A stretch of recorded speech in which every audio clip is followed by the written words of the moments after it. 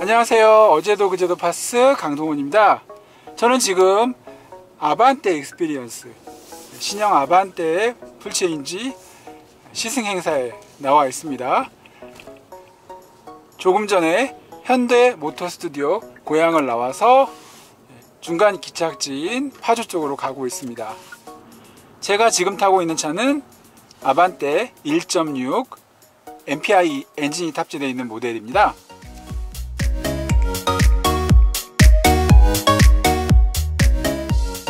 신형 아반떼는 풀체인지답게 3세대 플랫폼이 적용됐고요. 결과적으로는 차량의 전고를 20mm 낮추고 전폭을 25mm 확대할 수 있게 되었습니다. 휠 베이스도 증가했는데요. 20mm 증가했습니다. 2열 탑승 환경이 조금 더 좋아졌고 기존에 비해서 이 승차감이 다소 증대됐다고 합니다. 조금 전에 이 차량의 모델명을 알려드렸는데요. 1.6 스마트 스트림 MPI 엔진, 즉 다중분사 엔진이 들어갔습니다. 그리고 LPI 모델도 이번에 함께 출시됐는데요. 여기에 더해 상반기 중으로 하이브리드 모델과 기존 아반떼 스포츠를 대체할 아반떼 N9이 추가될 예정입니다. 이 차에 탑재된 스마트 스트림 가솔린 1.6 MPI 엔진은요, 최고 출력 123마력, 최대 토크 15.7kg 미터의 힘을 발휘합니다. 연비는 리터당 15.4km를 달리고요. 1.6 LPI 엔진은 최고 출력 120마력, 최대 토크 15.5kg 미터의 힘을 발휘합니다. 연비는 리터당 10.6km를 달립니다.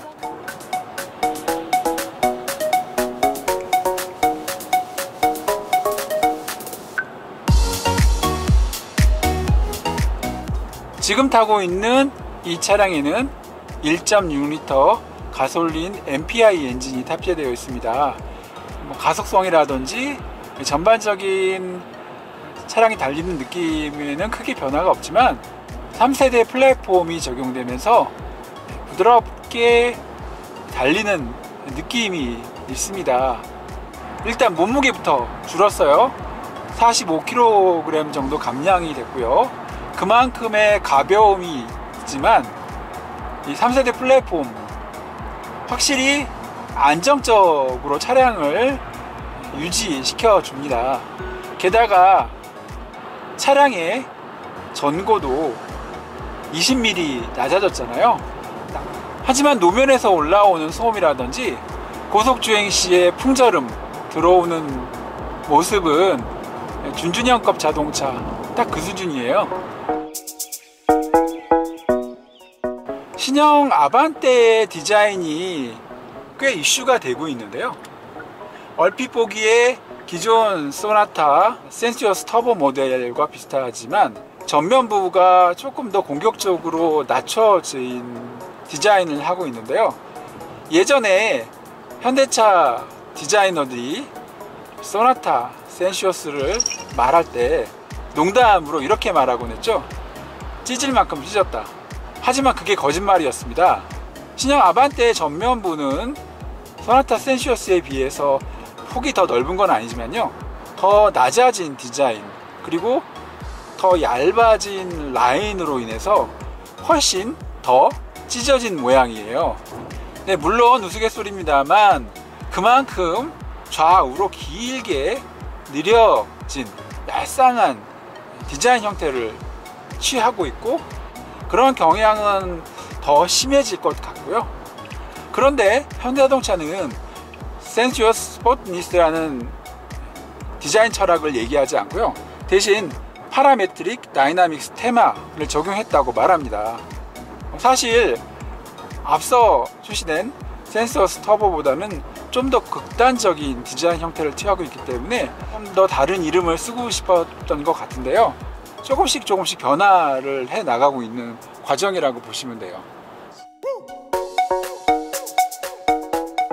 신형 아반떼 실내에 들어왔을 때 가장 눈에 띄는 거는 두 개의 디스플레이가 연결되어 있는 것처럼 보이는데요. 파노라믹 디스플레이라고 부릅니다. 여기에는 10.25인치 클러스터와 동일한 크기의 내비게이션이 포함됩니다.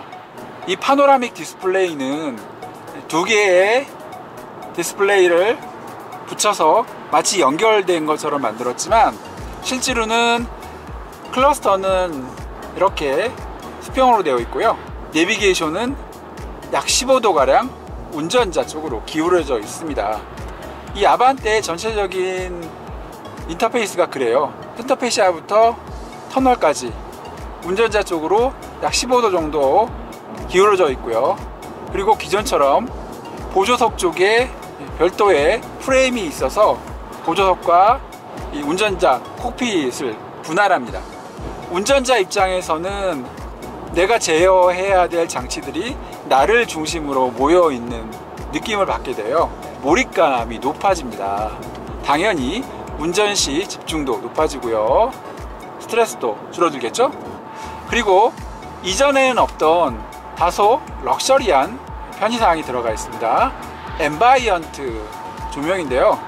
운전석 쪽 문, 그리고 크러쉬 패드를 지나서 보조석 쪽 문까지 메인 대시의 상하를 가르는, 즉 시계 영역과 버튼 영역을 나누는 위치에 길게 연결이 되어 있습니다.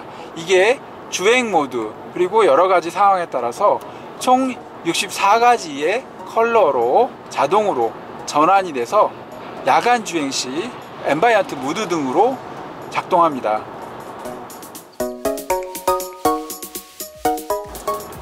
신형 아반떼는 안전사항 적절하게 들어가 있는데요.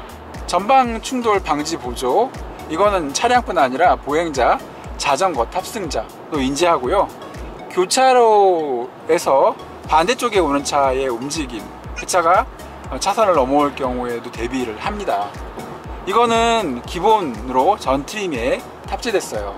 차로 유지 보조, LFA, 차로 이탈 방지 보조, LKA, 운전자 주의 경고, DAW 뿐만 아니라 하이빔 보조, HBA 역시 전 트림에 기본 탑재가 돼서 이 차의 안전과 운전자 편의 수준을 향상시켰습니다. 그리고 앞서 제네시스 GV80과 G80에 탑재된 카페이 기능이 들어가 있어요. 이거는 이제 현대차에 탑재되기 때문에 현대 카페이라고 부르는데요. 이거는 현재 SK에너지, 파킹클라우드 등 몇 개 제휴사를 통해서 사용할 수가 있어요. 그리고 아반떼급의 최초로 카카오아이 인공지능 음성 명령으로 탑재됐습니다. 한번 불러볼까요? 네, 말씀하세요. 창문 열어줘. 이 차에서는 지원하지 않는 기능입니다. 지원하지 않는 기능들도 몇 가지가 있군요. 카카오아이 인공지능 음성 명령이 들어가 있다 하더라도요, 차종별로 버전과 스펙이 달라요. 그래서 아반떼에 이게 탑재했다고 하더라도 그랜저 이상의 차종에서처럼 창문을 열거나 에어컨 공조기를 조정할 수는 없고요. 그리고 제네시스에 들어가 있는 것처럼 배고파 이런 일상 대화에 대한 반응도 하지 않습니다. 올류 아반떼의 가격을 살펴보겠는데요. 가솔린 모델은 3개 트림으로 운영되고요. 스마트, 모던, 인스퍼레이션이 그것입니다. 스마트는 1531만원부터, 모던 트림은 1899만원부터, 인스퍼레이션 트림은 2392만원부터입니다. 그리고 LPI 모델은 스타일 트림 1809만원, 스마트 트림 2034만원, 마지막으로 모던 트림 2167만원입니다. 현대자동차는 트림별로 패키지 상품을 꽤 많이 준비하는데요. 이번 올류 아반떼는 모던 트림의 수평 제품 패키지 라인업을 갖추고 있어서요. 모던 트림 같은 경우에는 상위 트림에 있는 거의 모든 옵션들을 몇 개 패키지를 통해서 선택할 수 있습니다. 과거 국민차로 불렸던 이 아반떼, 또 비슷한 급의 준준형 세단들이 최근 SUV 강세에 따라서 찬밥 취급을 받은 게 사실이에요. 하지만 이 차량이 공개되고 사전 계약을 실시하자 첫날 자그마치 1058대가 계약됐습니다. 이거는 6세대 첫 공개 때 첫날 1149대가 팔린 거에 비하면 9배가 넘어요. 이전까지 이 준준형에 대한 시장의 분위기로 볼 때는 전혀 예상치 못한 인기인데요. 지금까지의 사전 계약량을 볼 때는 신차 효과를 충분히 누리고 있는 것 같습니다. 영상 내용 도움되시고 재미있으셨다면 공감 부탁드리고요. 다음 컨텐츠가 기대된다면 구독 부탁드립니다. 영상 시청 감사합니다.